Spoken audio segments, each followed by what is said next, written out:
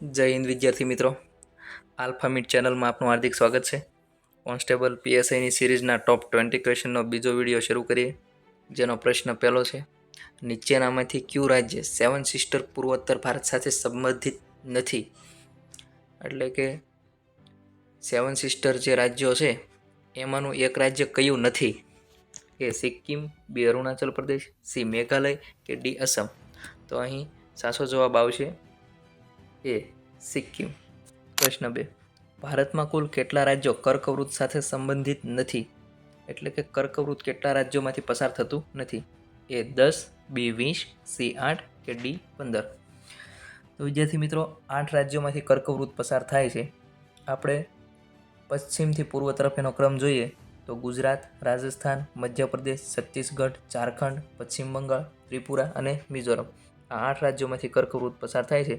Total રાજ્યો છે આપણે 28, એમાંથી 8 રાજ્યો બાદ કરીએ એટલે 20 રાજ્ય આવશે. એટલે સાચો જવાબ આવશે બી. પ્રશ્ન 3. નીચેનામાંથી કયું રાજ્ય સમશીતોષ્ણ કટિબંધ ધરાવે છે? એ તેલંગાણા, બી ઓડિશા, સી ગુજરાત કે ડી બિહાર. અહીં સાચો જવાબ આવશે ડી બિહાર. પ્રશ્ન 4.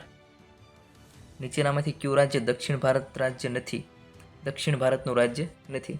એ ઓડિશા, બી તેલંગાણા, સી કેરળ કે ડી કર્ણાટક. દક્ષિણ ભારતમાં ન હોય એવું રાજ્ય છે એ ઓડિશા. પ્રશ્ન નંબર 5. ઈટાનગર કયા રાજ્યની રાજધાની છે? એ આંધ્રપ્રદેશ, બી સિક્કિમ, સી રાજસ્થાન કે ડી અરુણાચલ પ્રદેશ. તો સાચો જવાબ આવશે ડી અરુણાચલ પ્રદેશ. અરુણાચલ પ્રદેશની રાજધાની ઈટાનગર છે. પ્રશ્ન નંબર 6. ભારતનું સૌથી ઉત્તર તરફ આવેલું સ્થળ કયા અક્ષાંશ ધરાવે છે?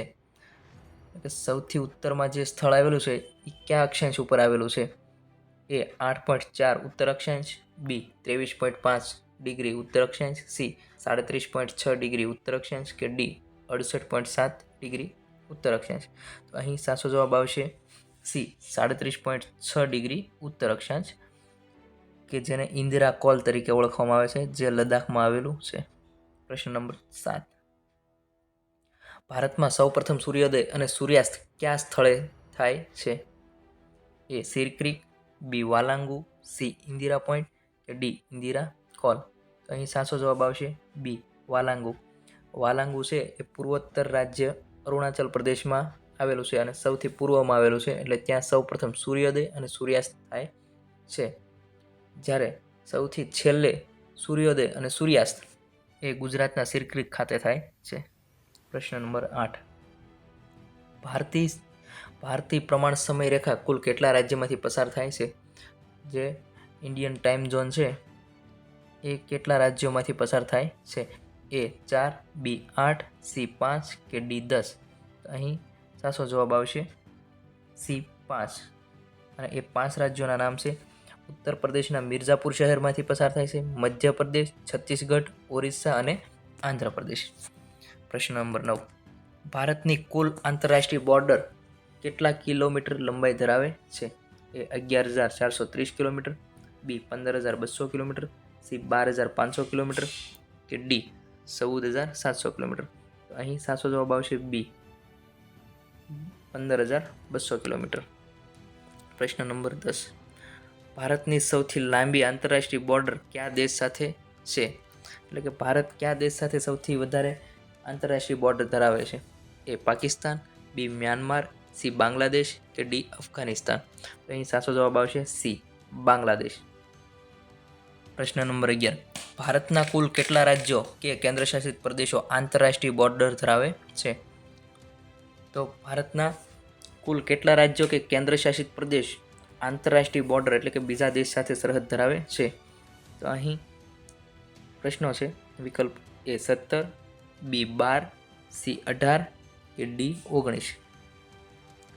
તો અહીં સાચો જવાબ આવશે સી 18, જેમાં 16 રાજ્ય અને 2 કેન્દ્રશાસિત પ્રદેશ આવેલા છે. પ્રશ્ન નંબર 12. ભારત ચીન વચ્ચેની સરહદ કયા નામથી ઓળખાય છે? ભારત અને ચીન વચ્ચે જે સરહદ આવેલી છે એ કયા નામે ઓળખાય છે? એ રેડ ક્લિફ, બી મેકમોહન, સી ડુરાન્ડ રેખા કે ડી શૂન્ય રેખા? તો અહીં સાચો જવાબ આવશે LAC, line of actual control, એટલે કે મેકમોહન. બી મેકમોહન સાચો જવાબ આવશે. પ્રશ્ન નંબર 13. ડુરાન્ડ રેખા કયા બે દેશ વચ્ચેની આંતરરાષ્ટ્રીય બોર્ડર છે? જે આ ડુરાન્ડ રેખા છે એ કયા બે દેશ વચ્ચે આંતરરાષ્ટ્રીય બોર્ડર છે? એ ભારત અને બાંગ્લાદેશ, બી બાંગ્લાદેશ અને મ્યાનમાર, સી ભારત અને અફઘાનિસ્તાન કે ડી બાંગ્લાદેશ અને ભારત? તો સાચો જવાબ આવશે સી ભારત અને અફઘાનિસ્તાન. ભારત અને અફઘાનિસ્તાન વચ્ચે જે બોર્ડર આવેલી છે એને ડુરાન્ડ રેખા તરીકે ઓળખવામાં આવે છે. પ્રશ્ન 14. 3 બાજુથી બાંગ્લાદેશથી ઘેરાયેલું રાજ્ય જણાવો. એ સિક્કિમ, બી નાગાલેન્ડ, સી ત્રિપુરા કે ડી મણિપુર? અહીં સાચો જવાબ આવશે સી ત્રિપુરા. પ્રશ્ન 15. બંધારણ સભાની પ્રથમ બેઠક કયા દિવસે મળી હતી? એ 11 ડિસેમ્બર, બી 9 ડિસેમ્બર 1946, સી 26 નવેમ્બર 1946 કે ડી 10 નવેમ્બર 1946? અહીં સાચો જવાબ આવશે બી 9 ડિસેમ્બર 1946. પ્રશ્ન નંબર 16. બંધારણ સભાના અસ્થાયી અધ્યક્ષ તરીકે કોની નિમણૂક થઈ હતી? A doctor Rajendra Prasad, B sir BN Rao, C doctor Sachchidanand Sinha કે ડી HC મુખર્જી? અહીં સાચો જવાબ આવશે સી ડૉક્ટર સચ્ચિદાનંદ સિન્હા, જે અસ્થાયી અધ્યક્ષ તરીકે નિમણૂક થઈ હતી અને પછી સ્થાયી અધ્યક્ષ તરીકે ડૉક્ટર રાજેન્દ્ર પ્રસાદ આવ્યા હતા. પ્રશ્ન નંબર 17. બંધારણીય સલાહકાર તરીકે કોણ ફરજ બજાવી હતી? બંધારણીય સલાહકાર તરીકે કોણે ફરજ બજાવી હતી?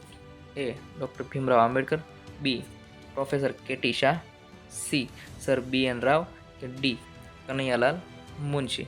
તો અહીં સાચો જવાબ આવશે સી સર BN રાવ. પ્રશ્ન નંબર 18. વર્ષ 1946માં વચગાળાની સરકાર રચવા માટે યોજાયેલી ચૂંટણીમાં કોંગ્રેસ અને મુસ્લિમ લીગને અનુક્રમે કેટલી બેઠકો મળી હતી? તો કોંગ્રેસને કેટલી બેઠકો અને મુસ્લિમ લીગને કેટલી બેઠકો મળી હતી અનુક્રમે? 73 અને 28, 208, બી 208 અને 73, સી 211 અને 74, ડી 211 અને 73? અહીં સાચો જવાબ આવશે બી 208 અને 73. પ્રશ્ન નંબર 19. માઉન્ટ બેટન યોજના ક્યારે રજૂ થઈ હતી?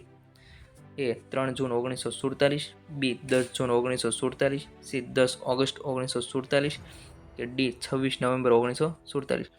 સાચો જવાબ આવશે એ 3 જૂન 1947. પ્રશ્ન નંબર 20. સ્વતંત્ર ભારતના પ્રથમ ગવર્નર જનરલ કોણ હતું?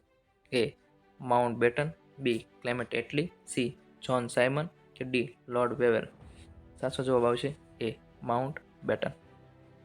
ધન્યવાદ વિદ્યાર્થી મિત્રો, મળીએ આવતા વિડીયોમાં.